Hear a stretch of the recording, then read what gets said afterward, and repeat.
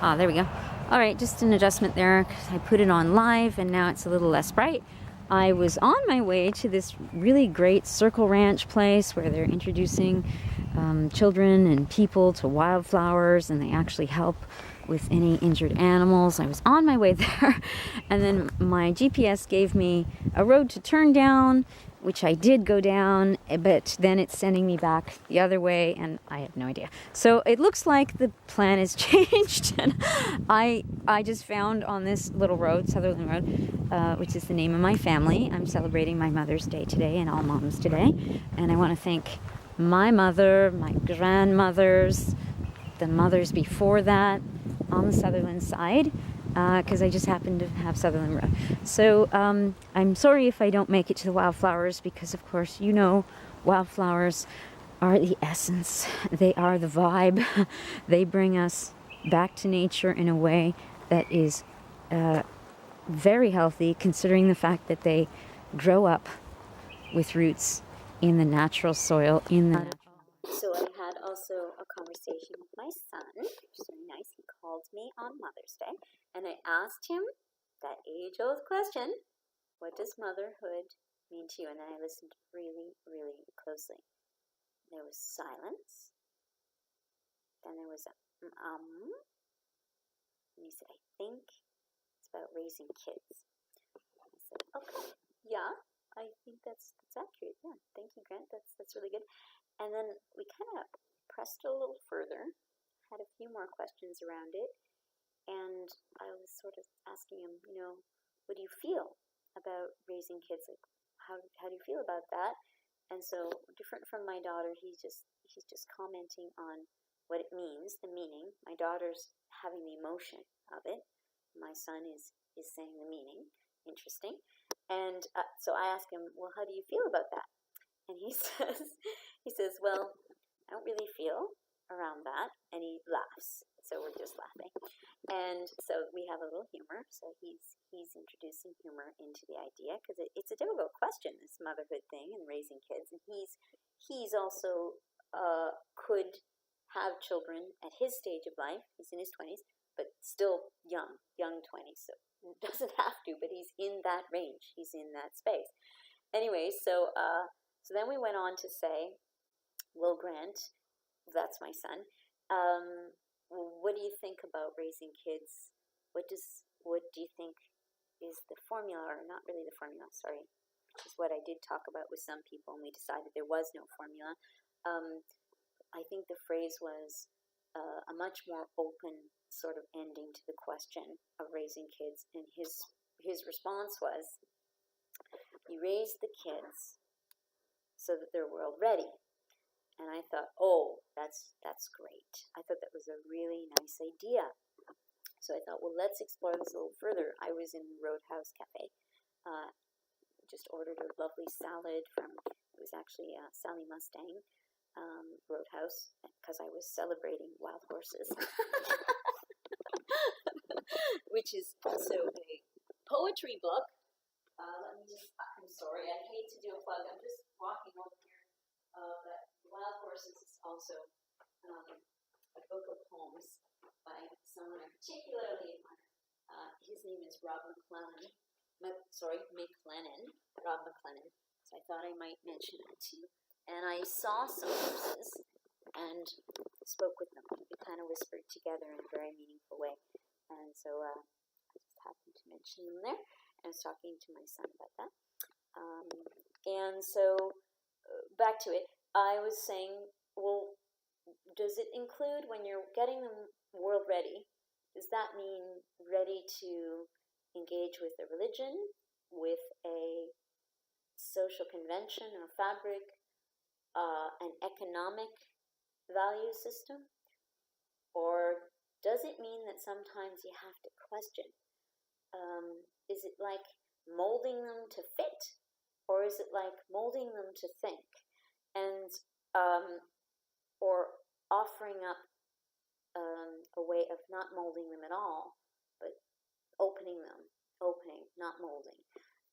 So sort of the opposite of molding. And so he said, well, yeah, asking questions. Yes, that's part of being world ready.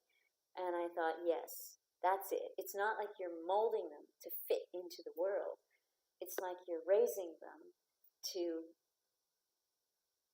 perceive the world and interact with it in a way that will matter, I guess.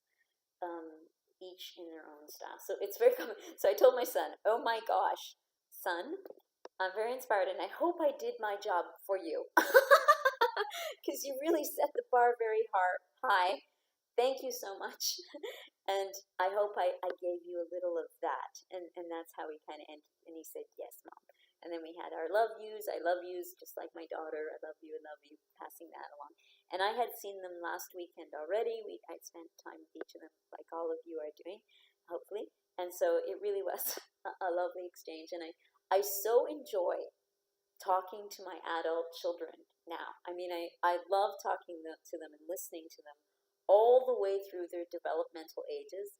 But now I've reached a point where I love talking to them because they have these resounding ideas that reflect not only their own circles, but these other circles these wider circles in which they are now able to engage with. And so then I just said, okay, now Grant, I'm going to let you go out into that world, and thanks very much. And of course, we value our young people, and we're hoping they're all going to make their way. And we're having confidence that will happen. So that's sort of the take on motherhood. And now, if I could, I'm going to just randomly turn to a page because I want to read a little from Wild Horses.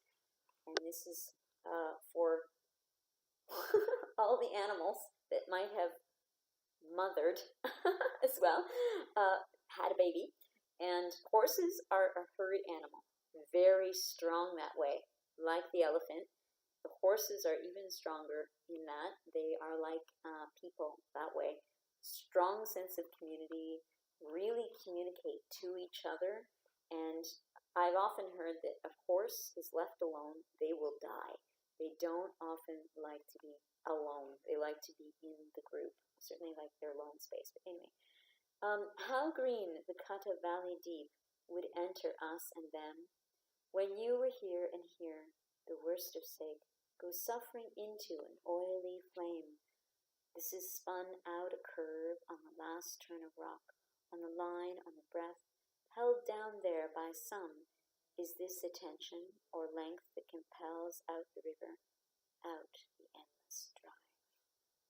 Just a small excerpt, page 62, 63, a random turn. The title is Map of Edmonton, Saskatchewan Drive. It's for Andy Weaver, and I read you the third and fourth stanzas randomly. Wild Horses, Rob McLennan. So I'm going to offer that up, and you can place that in your dialogues or inside your perceptions and decide how you might want to play with it in a way that makes it significant to Mother's Day, and have fun with that. If you can't find a way, a route, a create, or you can't seem to synthesize it in that way, then throw it out and use it another way. But I'm giving it to you for Mother's Day. Hope you enjoy that. All right, so the last thing I'm going to tell you about is the lady I met I was in Delaware today. That's where I got some of the opinions. I went out to Delaware, and of course, on Sutherland Lane also, I was there, just outside of London, Ontario. And I went into a really nice little variety store, and I talked to the woman there, and we had this very engaging conversation. And I want to tell you, she just opened up to me in a way that I thought was very beautiful, and I didn't want the camera on. I just wanted to talk with her. And she told me that her mother, she was from Korea originally, and she told me that her mother had given her so many values that she wanted to pass on to her daughter.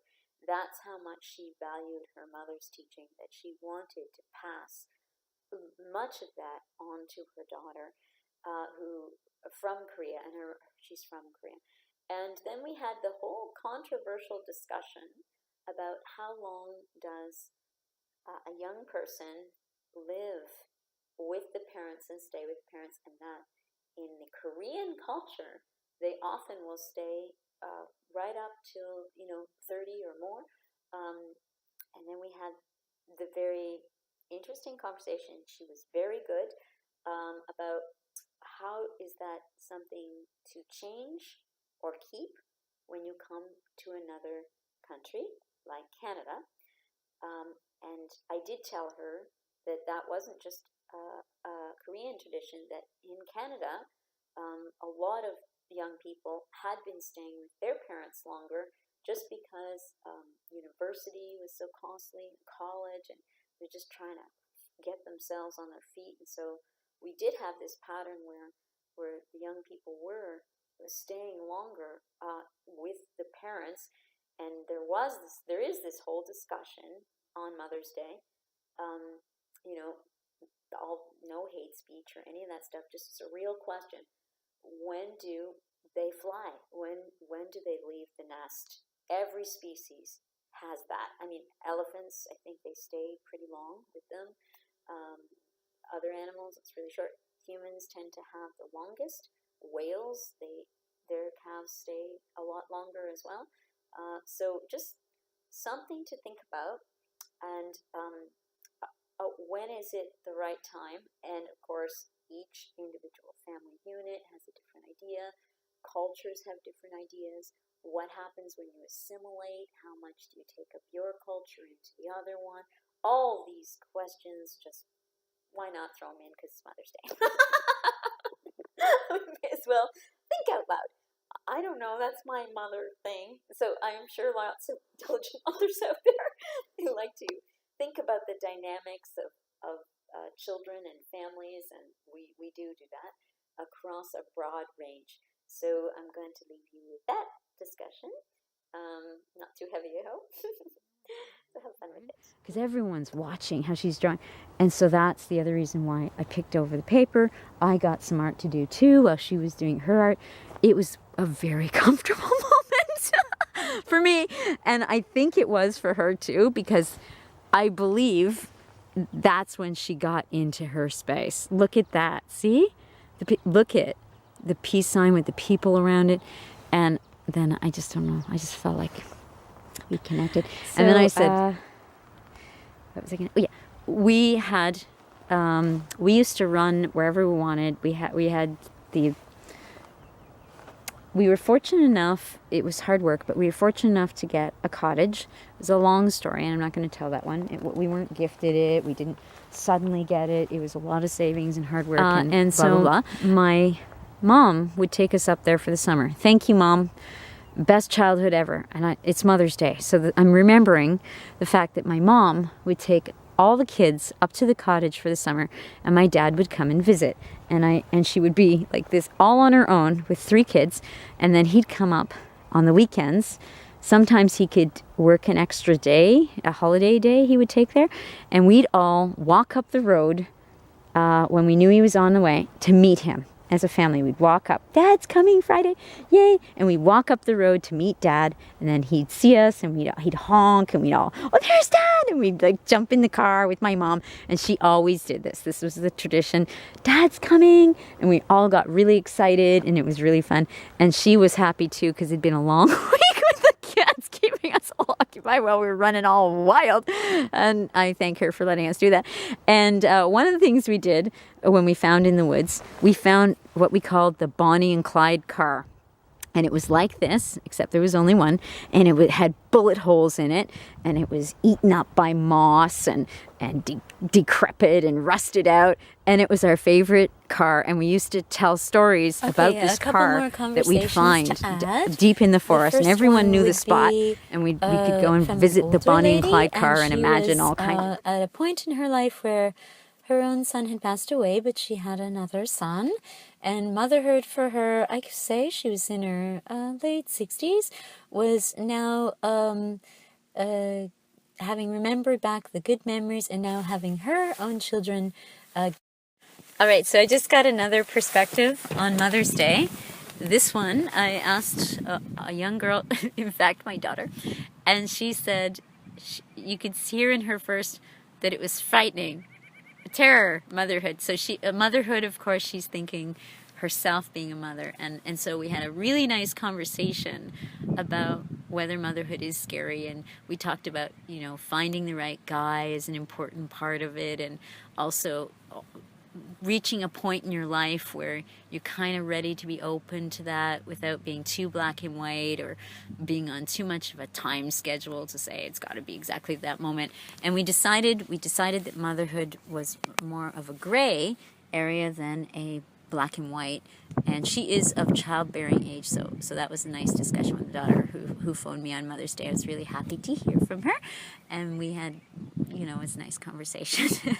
So, and then the other one I talked to a couple of teen girls. We talked about them still wanting to be nurturers, but feeling that maybe they weren't ready to be mothers yet, and so they satisfy or keep flowering their ability to nurture and care for another other than themselves by babysitting or interacting with children that are younger than them. So we thought that's a nice idea. And then we talked a little bit about other cultures and how some of them are having children very young, and some of them are telling me they don't want that, and others are saying we're okay with that because they have the network.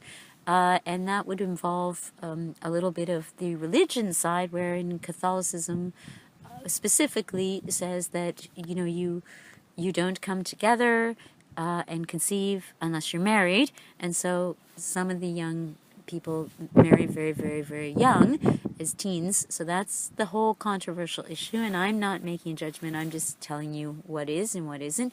And I did meet many teenagers that were in that situation in a couple of countries where Catholicism is stronger. And I think also in Ecuador there was some of that. Driving a standard. So that's a big it question. It was my favorite thing and to I do. did talk to it some took people more that attention, were working more with mental teens space in those countries. And I think they had to remove it. They definitely heard by the way, from the teens that UK they still found has that it. a little bit young because they were still working on themselves. And I think to it was have a that baby philosophy enter of was very tough. downsize, because the stats So that's something are telling us that Mother's Day. There's And this accident, I this is also the problem, talked and this is to, the problem. So the solution is downsize, the mother downsize. of the one daughter, Not teen girl, change and the the other girl. environment, And downsize she said that motherhood the was giving skill set selflessly, and so it that brought automation joy. will take It it. wasn't like, Oh, drudgery. God. It Anyway, really brought so, joy to well, you the to reality do is, that. oh, that look. was beautiful. And I Look thought at that was that. nice. I mean, there's also sometimes the main idea being a positive sort of experience, really nice, because sometimes there's a lot of negativity in our world. Just saying. And then the girls saying that motherhood was something that they do look forward to way ahead in the future. That was a nice plan. I think that pretty much covers it for all the people I talked to today, and I'll get this piece up for you, and we'll continue the conversation around motherhood. All right? Thanks.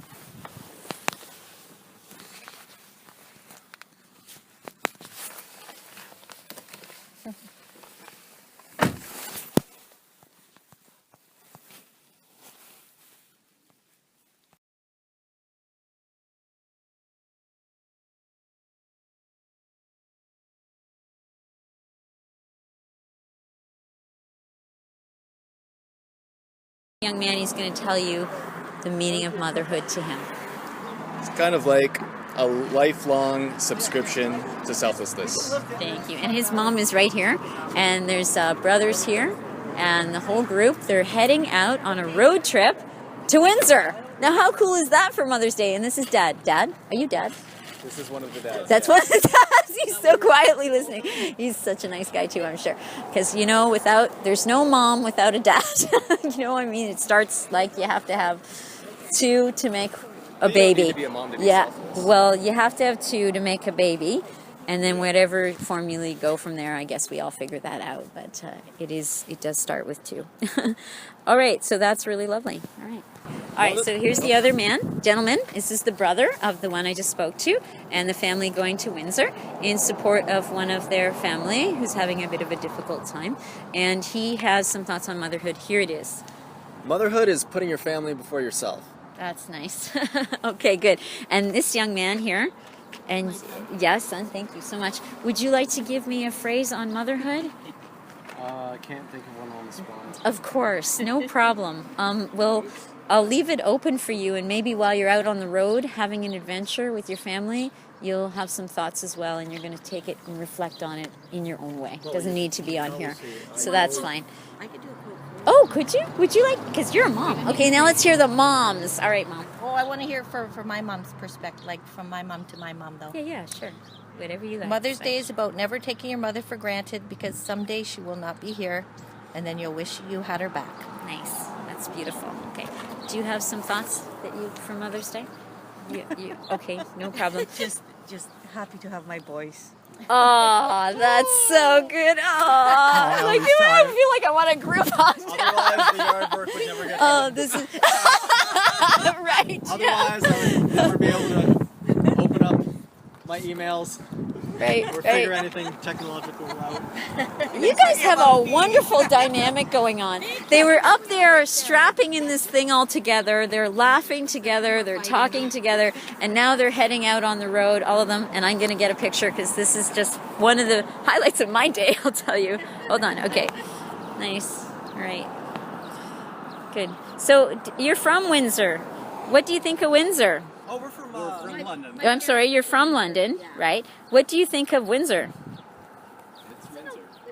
I've kind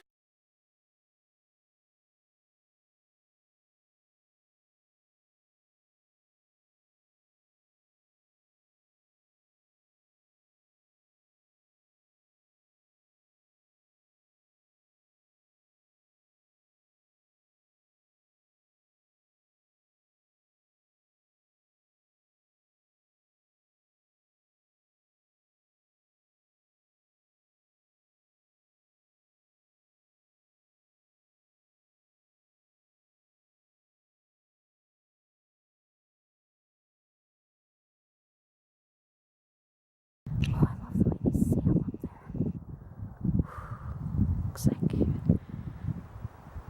Vegas.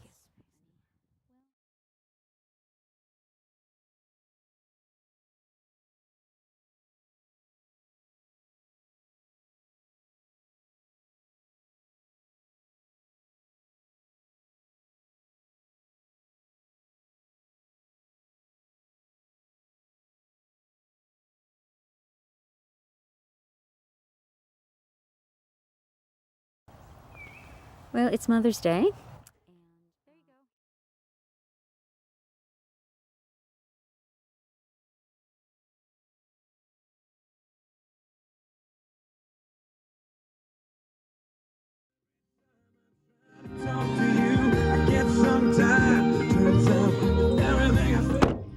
Okay, I just saw this beautiful spot and I'm listening to the birds, little music in the background.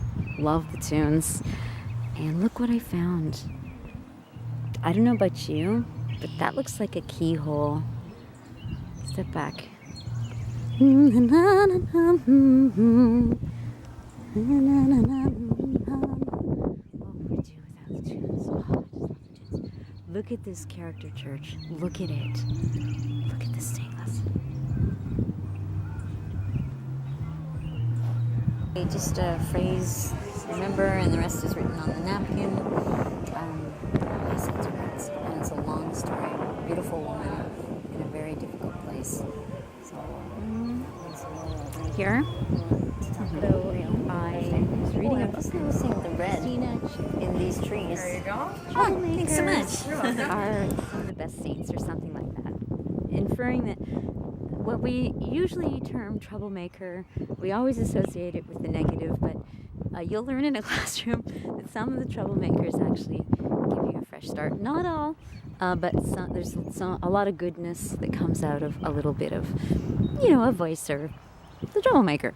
And we give them the term troublemaker when sometimes they are the innovator, and it's hard to understand them. So we often call them the troublemakers, but sometimes they're kind of a special kind of genius. So I'm going to tell you, when I was reading that book, I got to a part where a grandmother was talking, a ghost came in the room. It's fiction, and it's about Chinese immigrants coming to the country, as I've told you before, to a country and having to transition between their old term traditional values with their children that are born here. So the Chinese traditional elders trying to come to grips with the new people that are born here when they come over. So one of the scenes was a grandmother, and she was talking to a spirit, and the spirit was telling her she wanted to take the baby, and the baby was purple and gray because she was lonely. She had been a mother, and I guess she had died early, and she felt lonely in the grave, and so she was looking to take a baby. And so there was this whole discussion between the live and the supernatural inside a fictional book about whether that would be a permissive thing. Of course it's not. So then it kind of was resolved as, oh, this person is just lonely, that's why they're looking for a baby to be with, because they have their mother instinct still, they still have a lot of this, and so that is maybe something that might be dealt with. And so she was saying to her sister, rest in peace, because she was understanding what it's like to be a mother, maybe in another realm. So I'm just telling you that as a fictional account, and now I'm going to go in here and I'm going to be respectful. I'm going to turn off the camera, and I'm just going to celebrate motherhood in another dimension. Okay, so just see you later. Here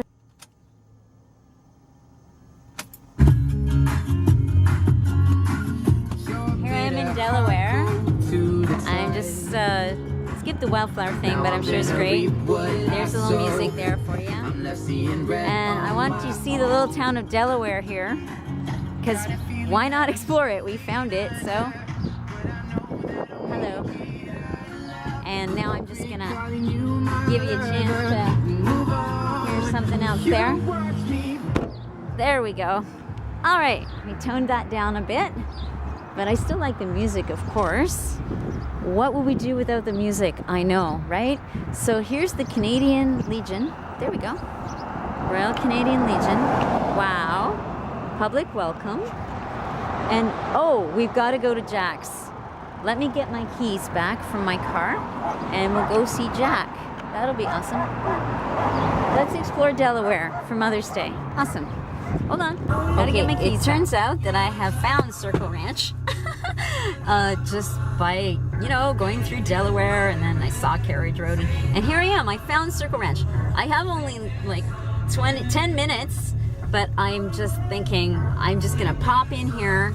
I'm not gonna have any, oh look, there's some kids out with their family, like not too many people, with moms, and I'm just gonna come in here and see if I can get a couple of pictures of wildflowers. Hopefully they won't make me pay, because I'm just gonna zip through, so I made it. I have 10 minutes. Let's go. A couple of moms on their way out from the ranch, and they had their little girls with them, and I just threw out the question. We talked a little bit about my own motherhood in terms of what I had done with my kids, and they really nice women, and they said, love it. So I thought that was really nice.